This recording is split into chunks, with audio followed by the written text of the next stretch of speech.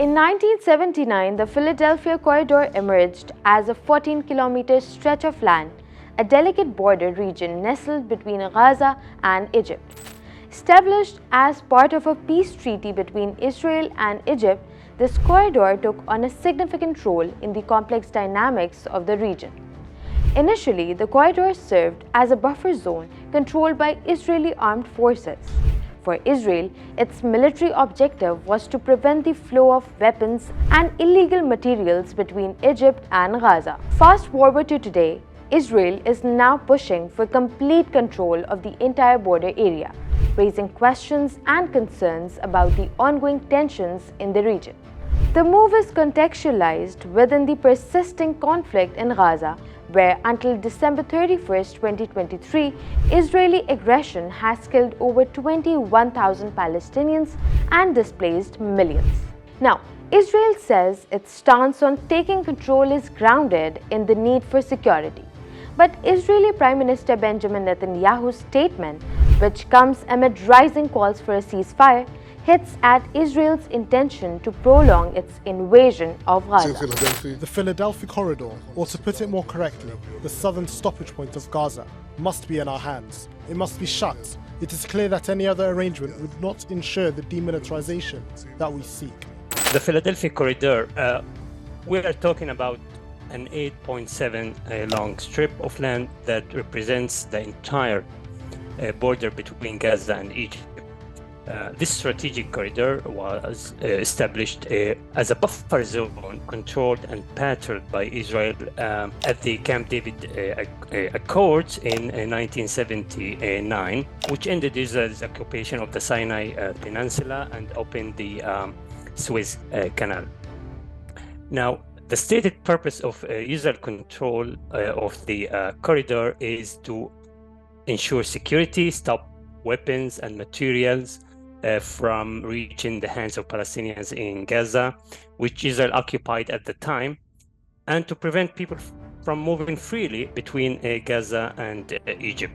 Now, in 2005, during the so-called disengagement initiated by Ariel Sharon under international pressure, Israel withdrew from Gaza under international pressure, and also to move the settlements to the West Bank. By withdrawing, it turned Gaza into effectively the world's largest open-air prison on Earth. Then Egypt stepped in and took control of the corridor, while Israel maintained full control of Gaza by land, air, and sea. An agreement with Egypt, of course, at the time allowed Egypt to deploy some 700 soldiers and heavy arms to patrol and safeguard the Egyptian side of the corridor.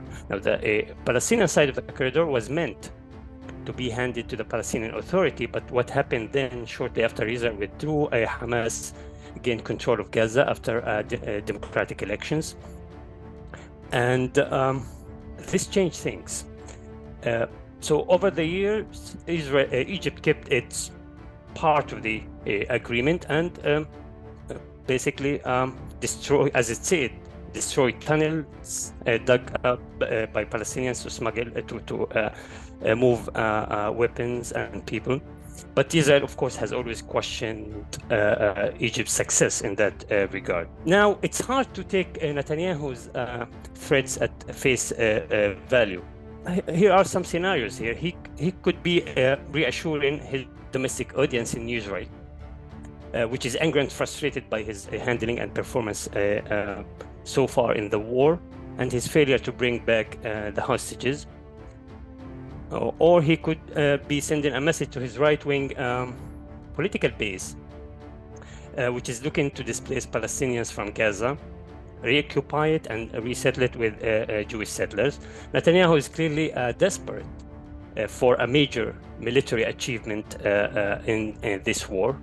Also, he could be trying to intimidate Palestinians and Hamas in particular, or using it as a bargaining chip with Egypt, Hamas, and the US to create fresh leverage for negotiations, perhaps as a way to solicit more aid and weapons from the US. Now, of course, as we know, both Egypt and Hamas oppose the idea of Israel regaining control over the corridor. And Egyptian President al-Sisi has repeatedly said that Egypt will not allow Palestinians to be displaced from Gaza into Egypt. Also, Egypt would not agree that Israel retake control of the corridor and establish a military presence at the gates of Egypt. Occupying the Philadelphi Corridor would be a global embarrassment to Egypt, and which is part of the Camp David Treaty, and to the US, which sponsored the treaty. It would be a grave concession on the part of Egypt that would embarrass al-Sisi both in Egypt and in the Arab world and globally. Now, for Palestinians, it would mean that Israel would have full control of Gaza. This will isolate Gaza from the rest of the world. Remember, the Philadelphia Corridor is the only crossing in Gaza that is not directly controlled by Israel. It signifies Gaza's only link to the outside world. And by the outside world, I mean Egypt, which has been complicit in tightening the pressure on Palestinians. Also, for Palestinians, it would mean further displacement of Palestinians in Gaza and the prelude to the future resettlement of Gaza by Jewish settlers, as Israel has threatened since over the years, actually. Now, Netanyahu's comments are a clear indication of Israel's constant pursuit of territorial expansion into Palestinian land. Since its creation, Israel cites security reasons. Netanyahu says that occupying the Philadelphia Corridor would bring more security to Israel, which contradicts his stated aim that Israel is in Gaza to eliminate Hamas. So if your aim is to eliminate Hamas, how can you explain your plan to take control and seize the Philadelphia Corridor to ensure your security? Of course, expansion into Palestinian land and displacement of Palestinians by Israel over the years has not brought it security. The more Israel expands into Palestinian lands, the more it displaces Palestinians, the less secure it becomes, because more settlements would bring more resistance by Palestinians and more violence. But it's not only about the Philadelphia Corridor. Since October 7, Israel has floated the idea of another buffer zone along the border with the northern side part of Gaza, which is part of its plan of what Israel calls the day after Hamas. Now, Israel reportedly wants to expand the corridor inside Gaza in order to, as they claim, to prevent another attack like the one that occurred on October 7 by Hamas. Now, it's not clear where the US stands on this issue. Earlier this month, White House National Security Council spokesman John Kirby said that Washington opposes any reduction of the geographic limits of Gaza. But Washington is so far silent on Netanyahu's threats. The US has also said that it wants the Palestinian Authority to take over security of the Strip, which contradicts Israel's aspirations for establishing a direct presence there. Also, remember that there is no border, actually, between Israel and Gaza. It's a military fence, a buffer zone to protect Israeli settlements that are built on stolen Palestinian lands. And also remember that the great majority of Palestinians in Gaza are refugees who were expelled from their homes and lands in Israel during and after the Nakba.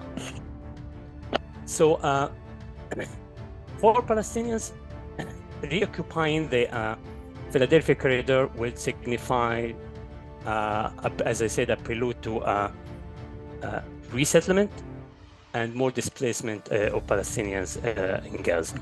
Israel is obviously failing in Gaza. So far, it has killed over 22,000 Palestinians, including over 12,000 children, these statements by Netanyahu are meant largely to distract from his failure in Gaza, his failure to achieve his stated aims in this war, which is obviously is not a war, it's a genocide against Palestinians, an ethnic cleansing of Palestinians. So he's trying to distract Netanyahu is a performer, and of course he is trying to reassure his political base, and also it's meant for domestic consumption in Israel. For Palestinians now, the top priority is to stop this Israeli genocide in Gaza and to start an immediate and a permanent ceasefire and allow humanitarian aid to Gaza, which is on the brink of starvation. Over half of the population in Gaza are on the brink of starvation, and almost about 2 million Palestinians have been displaced internally and into Egypt from Gaza.